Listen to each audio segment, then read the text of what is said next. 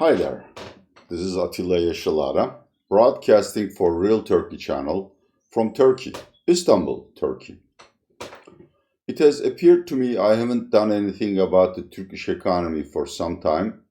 Well, simply because I don't like to do videos on things that don't exist. I know, look, I know I'm not funny. I'm just vain, okay? So bear with me.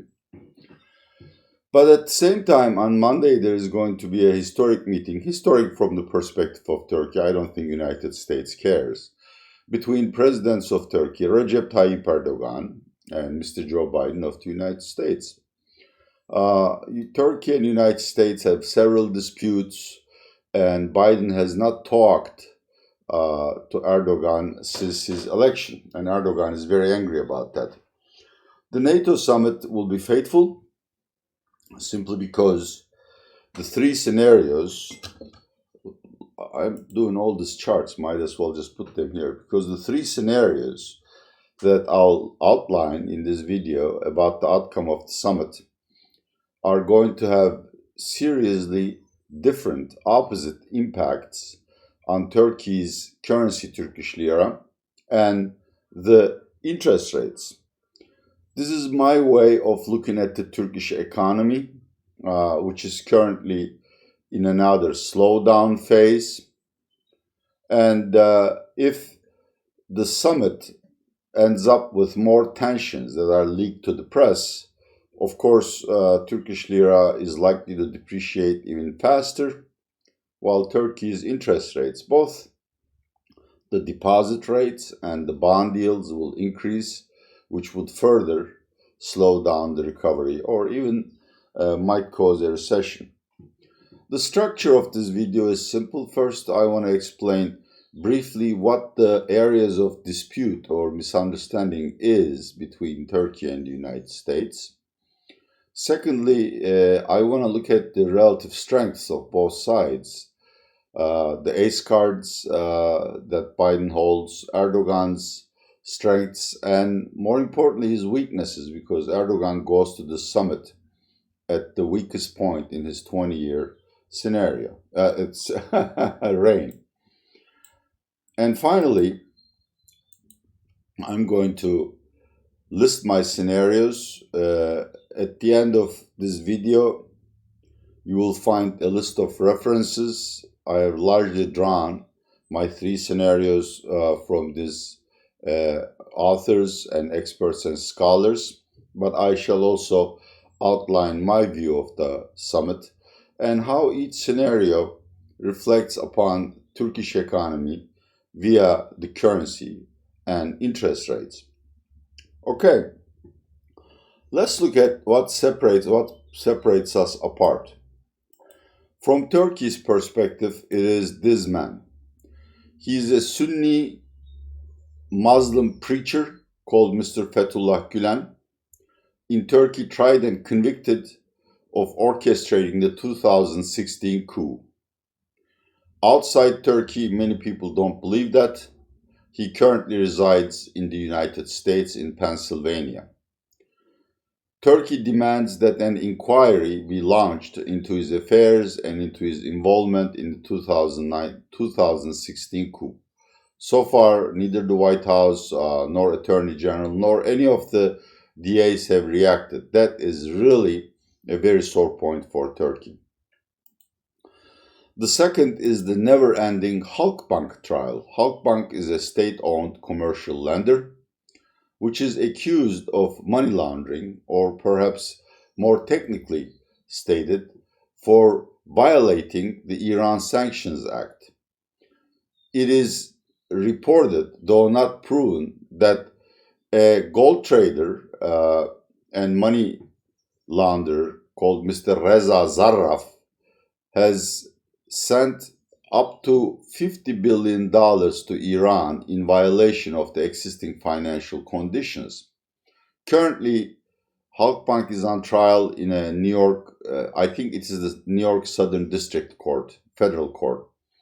And Mr. Erdogan considers this a political trial without merit. He would want Mr. Biden to either help end the trial, or if Halkbank is found guilty, to reduce the fees and punishments that will be decided by the court.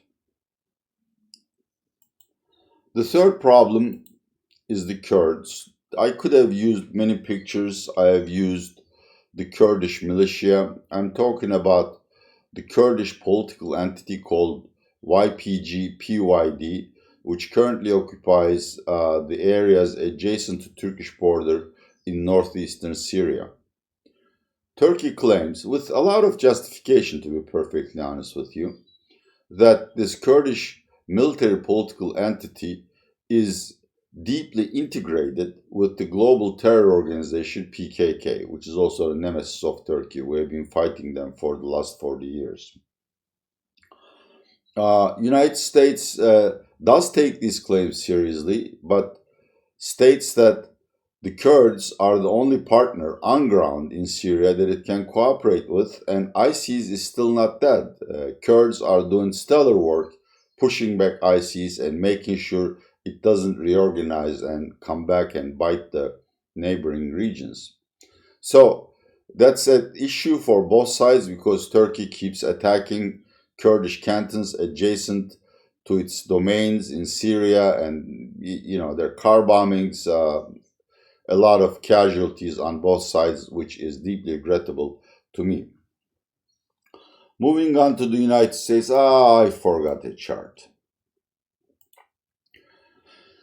Mr. Biden is a values president. He cares about democracy and human rights. And the most realistic picture of how Turkey's human rights conditions have deteriorated is this graph from Statista, which shows that among European nations, Turkey is the worst violator or offender after Russia. Turkey claims that it's only arresting terrorists and Turkey's democracy is perfect, which is certainly not a very viable or believable statement. The chart, the picture I forgot is about S-400s. These are also called growlers, I believe, in American military lingo. State-of-the-art anti-missile systems to defend against encroaching enemy missiles or airplanes. But Turkey is a NATO country, and for a NATO member to buy such sophisticated Russian weapons is simply not done. It's simply not acceptable. It's not only United States, but entire NATO that wants Turkey to get rid of these S-400s. So there's a long list of disputes. Both sides have their own complaints about each other's behavior. And this summit could possibly set the tone of Turco-American relationship throughout the tenure of Mr. Biden and or Erdogan, whichever comes first. Before I start explaining or speculating upon what might happen in this summit, let's look at the relative strengths and weaknesses of the two presidents, because this is like poker. If you have a lot of money, if you know how to count cards, you have an advantage over your rival. Clearly, Biden has many ace cards in his sleeve. Halkbank trial, where if Halkbank is guilty, the financial penalties could run the gamut from $1 billion to $10 billion. Not my judgment. I'm reflecting information, public information that I received from reliable sources. I cannot make any statement about whether Halkbank has really violated Iran sanctions or not, because I'm an economist, not a jurist, not a lawyer. By the way, if you look at the past videos underneath, I did an interview with Salvatore, who is an expert on Halkbank, and two more videos may be of interest to you. One with Mr. Soli Özel, who is a foreign relations expert. We covered all Turkey's foreign partners and how we stand with them, including the United States. And then one with Mehmet Ögütçü, about the post-COVID world, in particular the new political order and where Turkey fits. So going back to the discussion, uh, once Halkbank trials conclude, and if Halkbank is found guilty, then Mr. Biden will have very serious leverage over Turkey because, the United States Treasury could essentially ban not only Halkbank but other Turkish banks as well. Also, of course, Turkey is currently under CAATSA sanctions, Enemies of the United States Act or something like that, for oops. it's like a disco. The light goes on and off, and I have no control over it. I'm really sorry. I'm just a poor YouTuber. Hopefully, I'll get rich one day. And also, I have no manual skills. I literally cannot change a light bulb without the help of my loving wife. Anyhow, the Congress is already pressuring Joe Biden to add to the CAATSA sanctions to make them really hurt Turkey if Turkey doesn't give up S-400s. There are a lot of disparate voices in the Congress, both in the House and the Senate. They want Turkey to be punished for human rights violations, for the way we treat Kurds, for S-400s, etc., etc. And these sanctions, as I'm going to show you in a minute, are extremely hurtful for Turkey, where the economy is extremely fragile. Mr. Erdogan's strength is, of course, Turkey is located on a very valuable piece of property. We control the Dardanelles, the Bosphorus Straits. We essentially control Russia's access to the Mediterranean Sea. We can both talk to Putin and Mr. Rouhani, the spiritual leader of Iran. We have both good relations with them, and at times we can serve as intermediary. And with the exception of buying S-400s, we really have been a good NATO partner. We're cooperating in Afghanistan, in Balkans. And Mr. Erdogan can say, look, you're accusing me of flirting with Russia, but I just sold armed drones to Ukraine. Yes, we did that. Ukraine, where the proper Ukrainian government and Russians are conducting skirmishes every day in a disputed territory called Donbass. Of course, disputed from the viewpoint of Russia, it is part of Ukraine. But Russians are seriously angry that our armed drones are hurting their paramilitaries there. So Erdogan will try to sell Turkey's strategic position and transactional relationship, mutually benefit transactional relationship with the NATO to make sure Biden treats him better. But you see,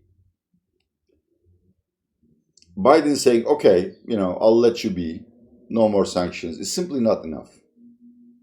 Simply because Mr. Erdogan is both politically and economically at the weakest point of his career. He needs help.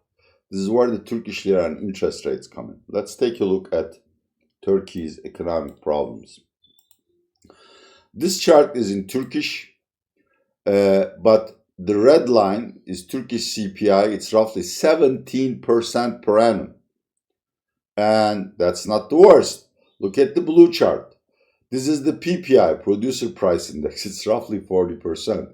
So there's a lot of pipeline pressure on the inflation front. And if we can't control the currency, we'll have to raise interest rates and put the economy through the stringer of recession to fight with this inflation. Again, another chart in Turkish, but I couldn't find any better to describe the weakness in the Turkish economy. This is the monthly economic confidence index. It covers both consumers, producers, as well as retailers and wholesalers. And if you look towards the right end of the chart, you would see confidence going down sharply, even though Turkey's COVID cases have gone down as sharply and most restrictions have been lifted. Okay, just here. But Turkey has another problem.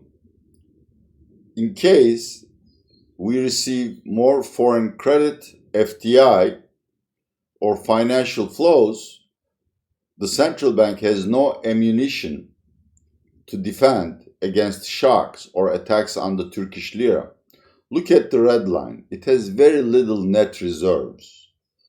And its gross reserves are also very low as well. That's because the former economies are wasted them all. As a corollary of that, you will see the chart of dollar TL and the exchange rate basket, that is the value of Turkish lira against the composite of euro and dollar, and see how rapidly Turkish lira has lost value both against the dollar and the euro since the firing of no-nonsense central bank governor Naci Abal. Turkey's interest rates too are hovering historic highs. The red line is the benchmark bond rate. In the United States, it's the 10-year yield. In Turkey, it's the 2-year yield. But you see how much damage is being done. It's close to 20%. And of course, that pushes up interest rates on deposits. That makes it very difficult for private sector to borrow or commit to long-term investment projects. And finally, Mr. Erdogan is really, really struggling in the polls. I collect polls, and this is an average of all the published polls over the last 3 months. Look at the bottom. The average of AKP's support is down to 28.5%. Its ally, MHP, garners only 8.5%. And the bottom rightmost column row is most important. 19.8% of the voters have declared themselves independent or undecided. Other surveys show that most of these are are now slowly migrating to the opposition nation alliance. And that's disaster for Mr. Erdogan. Because if the economy collapses, he will have to call early elections or he will be toppled by the opposition. So let's talk about the scenarios. The scenario that finds most support or backers among experts is that Mr. Biden will express his objections to Mr. Erdogan's conduct and Turkish policy at various levels, but will not threaten sanctions. In other words, Biden will continue with its policy of what we call willful neglect. He will ignore Erdogan. He will let Erdogan burn on the fires he creates by himself.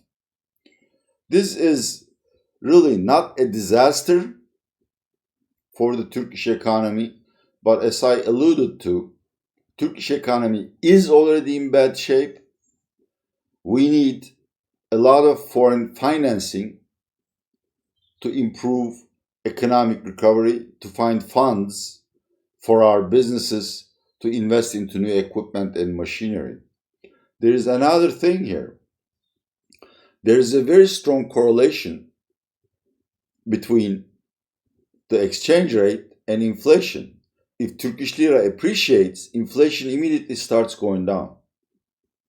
So, if Biden leaves Turkey alone but doesn't make any supportive comments or doesn't lift cuts or sanctions, this is a bad outcome for Turkish economy.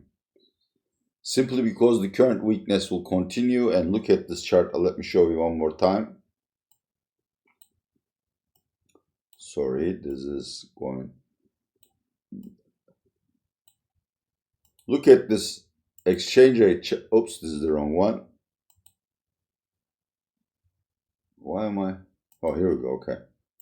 Look at the exchange rate chart here.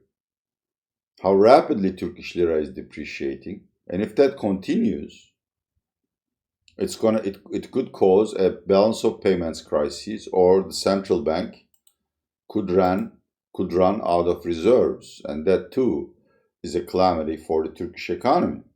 So the first scenario, which is Biden saying, I don't like what you do, but hey, let it be. I don't really care much for Turkey. This is a bad case scenario, but not a disaster.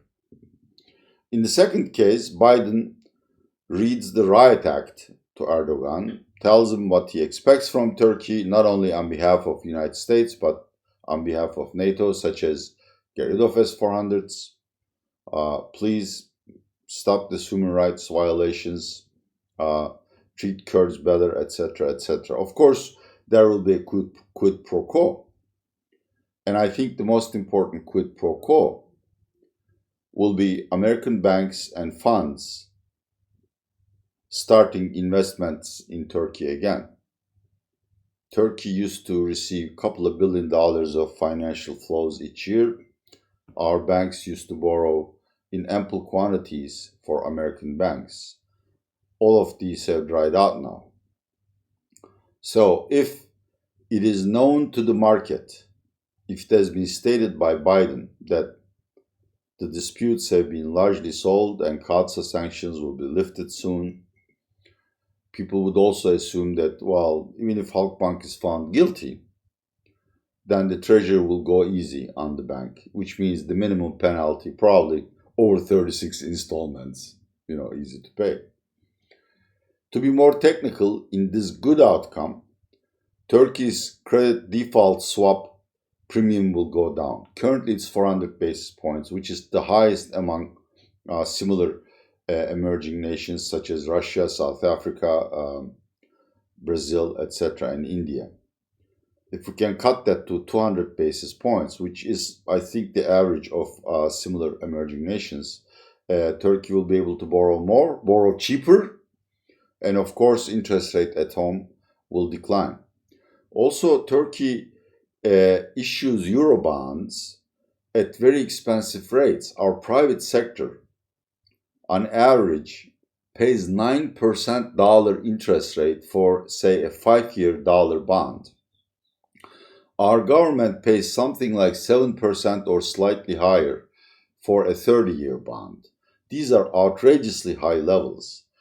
These rates means a lot of the cash flow of the budget and the companies go to interest payments, and there is less money left to help with social welfare of the unemployed people or for companies to hire new people and invest into new machinery. So a deal with Biden and Mr. Erdogan is extremely positive for Turkey. It won't solve Turkey's deep-seated structural problems, but it will, have a very positive effect in the short run, and perhaps the economy will recover very strongly and start the year, finish the year at 5-6% growth rates, which will allow Mr. Erdogan to bolster his support ratings in the polls and perhaps call early elections. And I think this is the most likely scenario, even though people who watch my videos regularly would agree with me that I'm no fan of Erdogan. I think he's a survivor and understands the stakes, and he will, if he's given a face-saving quid pro quo, he will cut a deal with Biden and somehow make S-400s disappear. As I've said, in the worst-case scenario, Turkish lira could go down against the dollar to 9.5. This is not my personal forecast. This is the fair value forecast by International Institute of Finance. Right now, dollar TL rate is 8.60. Imagine Turkish lira depreciating another 90 cents or more than 10%. Excuse me, inflation will soar. And of course, interest rates will have to be raised, or as foreigners refuse to buy our TL denominated bonds, there will be less participation, that is, more supply, less demand, and bond yields will go up too. I think in that scenario where Biden threatens sanctions if certain demands are not fulfilled and Erdogan defies him. Turkish economy, I don't call these crises, but we will be mired in a deep recession. And I think there will be a riot in AKP ranks and perhaps migrations of AKP members of the Turkish Congress to other parties and early elections. These are the stakes. But as I've said, even though my forecasts are always subject to a large band of error, I think Erdogan will do the right thing today. As I've said, look at my last three videos. Turkey's political situation and diplomacy is discussed as widely as possible. I want to thank you for your comments and support of your channel and wish all of you prosperity and health. This is Atilla Yeşilara saying goodbye from Istanbul.